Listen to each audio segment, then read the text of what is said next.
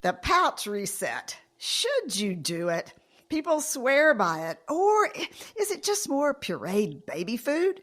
In just a minute, your favorite bariatric dietitians, Gayle and Isabel, join me from their clinics to answer your questions about the pouch reset for weight gain. ProCare Health offers easy and affordable solutions with once-daily multivitamins, including our new DS and SADI surgery formula, increased iron, A, D, E, and K. Still just one capsule a day. Visit ProCareNow.com and use code Susan60 to get a free bag of protein powder with $60 purchase. Hi, I'm registered dietitian nutritionist Dr. Susan Mitchell, ex-radio dietitian turned podcaster. You're listening to the Bariatric Surgery Success podcast, episode number 85. I'm here to help you cut through all that health hype, give you accurate science-based nutrition information, I can't talk today, worthy of your time and all your efforts. Simple, step-by-step strategies. I want you to change your life now. Feel good every day. Get out there, do the things you want to do. That's why I do the Bariatric Surgery Success podcast for you. You're in the right place. I'm so glad you're here and that you're listening. Before we jump in, have you shared the podcast with someone else who might benefit from it? I'd be so grateful. Take a minute, share this episode with someone you know who would find it valuable. All you have to do is go to the platform where you listen, click the share button or icon, and send it to them. I appreciate it. Joining me are bariatric dietitians Isabel and Gayle. Isabel Maples is a registered dietitian and bariatric coordinator with Fakir Health in Warrenton, Virginia. Gayle Smith is the bariatric dietitian at the Weight Loss and Bariatric Surgery Institute in Orlando, Florida. You can find both Isabel's and Gayle's contact information in the show notes. Gayle, Isabel, and I just attended a virtual continuing education webinar on all that's new in bariatric surgery and nutrition. So we have a lot to share with you today. Hey, Isabel and Gayle. Hi, Susan. Okay, you know what? Let's get right to it. There's a large percentage of people, they face this unwanted weight regain after their weight loss surgery, usually down the road, 10 months, 12 months, a year or two. Enter the pouch reset diet, touted as the way to dump this excess weight, reset the stomach to its original size after surgery, and gain control of unhealthy eating habits. Boy, that's a lot to offer. It's become the darling of internet health hype. So many people swear by it, but I don't. And I'll tell you why later. So what's your take? Gayle, I'm going to start with you. Thanks, Susan. I hear this a lot. They want to know what it is and how to do it. And does it work? The pouch reset severely restricts and limits your food and nutrient intake. It works by mimicking your immediate diet right after surgery. You remember what that was like. The stages are like over 5 days: clear liquid, full liquid, pureed food, soft food, and then lifetime diet. And some of you just do shakes for 2 or 3 of those days. You're supposed to feel healthier and fuller, and that's why you lose weight with this strict following of this pouch reset diet. But instead, a lot of you just don't feel any better or lose any weight. And instead, maybe you should just get back on track and start your meal prepping, watching portions and types of food. You know, I so agree with that. And I was just thinking about, surgery is so difficult anyway. It's a huge decision. And then you have to go through you have the pain, you have the surgery to overcome, and then you have to be on this very specific diet that's very much like a baby food type of thing, from clear liquids to full and on. Why would you want to go back to that? Especially when we're going to share some reasons it doesn't work. So Isabel, I'm going to let you chime in. You're really good about talking why feeling better is nonsense. Well, the pouch reset diet, first of all, wasn't created by a nutrition expert. It was created by a bariatric patient who felt out of control because of weight regain. I think the real appeal of a pouch reset diet is not just the physical reset, but the emotional and mental reset is what you're really after. And transitioning from liquids to purees to solids, again, is not going to help you keep control of your weight. One thing you could do, like Gayle said, is get back to the basics of feeding yourself regular meals, eating protein foods, then the vegetables, then your other foods, drinking between meals, not with the meal, paying attention to your hunger and fullness cues, and stopping. If you need help finding your stopping point and recognizing when to quit eating, maybe one of the approaches you might try is a program called intuitive eating. And we can talk about that another time, but that's something people can Google and find out more about. Absolutely. And intuitive eating, in terms of just learning to listen to those cues, it's really a good thing. For an FYI, I want to remind you, your body weight has zero, aka nothing, to do with your stomach size. And that's a big myth that's out there. It's simply not true that you gain weight because your stomach has stretched. You gain weight for numerous reasons. So one of the most interesting topics that was covered in our webinar was that surgery works really well because your hunger hormones are changed as a result. And these changes in your hunger hormones make you feel more full after surgery. They make you feel more satisfied. So they lead to a decrease in the number of calories that you want to eat. But as time goes by, let's just say a year or two down the track, these hormone levels change again and start to be back where they were, and hunger seems to return. So you add these hormone changes, going back to where hunger comes again, to other lifestyle issues that Gayle and Isabel were talking about, such as, okay, I'm overdoing portion sizes, or some mental health issues are bothering me, and weight gain rehappens. So what we learned is that there are a lot of newer weight loss medications that can be used later down the track as an adjunct to lifestyle. Notice I didn't say replace lifestyle, adjunct to. And in 2021, last summer, the FDA in the U.S. approved the use of semaglutide for weight loss along with lifestyle changes. And this is not the only option. There are other meds in the toolbox that your healthcare provider can consider based on your situation. And Gayle, I'm going to come to you in just one second to talk about what your clinic's doing. And Isabel, I don't know if you guys are or not, but one thing to note and to talk about with your healthcare provider is that if you do decide, or they decide, to try an adjunct med, the weight loss is different per medication, just like the amount of weight you lose is different with the type of surgery you have. So Gayle, talk about that a minute, what you guys are doing. Well, we recently started following patients that were starting to have a little bit of the weight gain, appetite increase with some medications like Wegovy.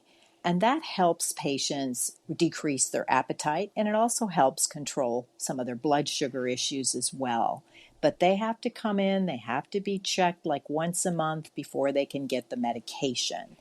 And this is a medication that you actually could be on for a long time. So Gayle, would you go in and talk about two questions? One is, does someone have to be at a certain place nutritionally in order for that medication to be used? And two, are you seeing side effects that then affect nutrition?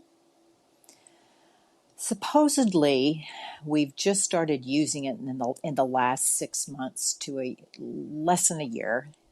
And the side effects aren't as bad than some of the other ones that we've had before. So we really haven't had the patients complaining about the side effects.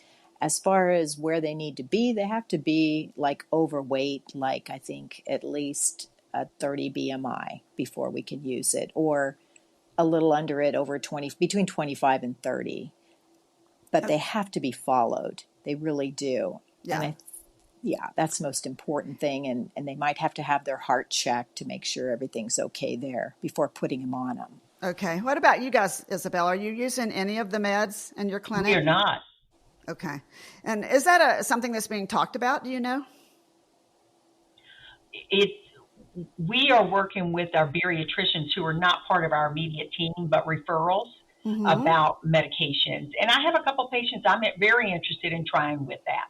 Okay. And I think we should remind you too that remember that your stomach is a muscular organ. So it's about the size of your fist when it's empty. But if you eat a lot of food, so think Christmas dinner, you'll stretch your stomach more than you would when you eat less. So again, your stomach can stretch to hold more food before returning to its size when the food is digested.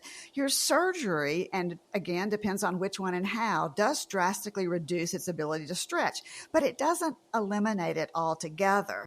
So Gayle, talk about the pouch reset diet and how that really tries to play into your fear. And that's something I hate to have happen to people. Yes, the patient fears that they're putting on weight because they've stretched their stomach. It does not take that into consideration that your stomach has that natural capacity to stretch because it's a muscle, like you mentioned, Susan. After weight loss surgery, the stomach is restricted due to that swelling and scarring. However, your stomach heals over time from the surgery, and it continues to work like a normal unsleeved stomach, and your capacity to eat more increases. So the majority of the weight gain is actually caused by what they're eating and the timing of their meals and snacks and how much they're eating.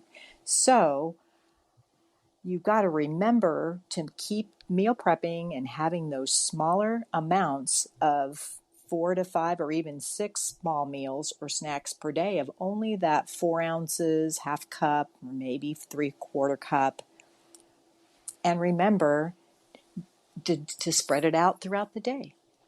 Agreed. And let's call it just what it is. The pouch reset is a diet. And I love to say what my students used to always say, which is drop the T and I feel like I'm going to die. And that's really not, after going through surgery, where you want to go to. It's much better to do other things. So Isabel, talk about that. Why is it just a diet? Well, anybody who's had weight loss surgery has tried so many diets first. And you may have forgotten, but diets work until they don't. And what everybody loves to get on the scale and see the scale goes down. They love to be able to slip on their favorite pair of jeans.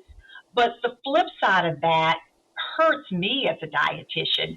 I hate to see the guilt and uncomfortableness that people have when the weight starts going up. And if you start a reset diet, you're going to eat a few less calories. You're going to achieve some weight loss. Guess what? As soon as you start nibbling between meals, not eating your proteins first, using food as a way of coping with life, your weight will climb back up. And the worst part, you blame yourself instead of that diet. Stop that. The reset diet is not going to shrink your stomach and stop hunger and reset all your food choices. And maybe what you need is a different strategy to make peace with food. That emotional eating. That's a topic for another day, but maybe that's where some people need to go. Absolutely. Any last thoughts before we wrap up? One thing that you would say that when I say pouch reset to you, that immediately comes to either one of your minds? Simply put, you know what to do. Get back on track. Are you exercising? Are you eating smart? Staying away from carbonation? No fluids and meals at the same time. You know what to do. Just do it. And consider a food record. Doesn't have to be forever, especially if you're not a real structured person. Do it for 3 days. But a food record is a proven way to get back on track. Write your food down. Write your drinks down. What are your portion sizes? What are your calorie extras like alcohol? What's your physical hunger? Put a scale of 1 to 5 or 1 to 10. Jot down factors that you think are playing a difference. Is it because you're bored? Is it because you're upset? Are you putting yourself food right out in plain sight and then telling yourself to tell yourself no?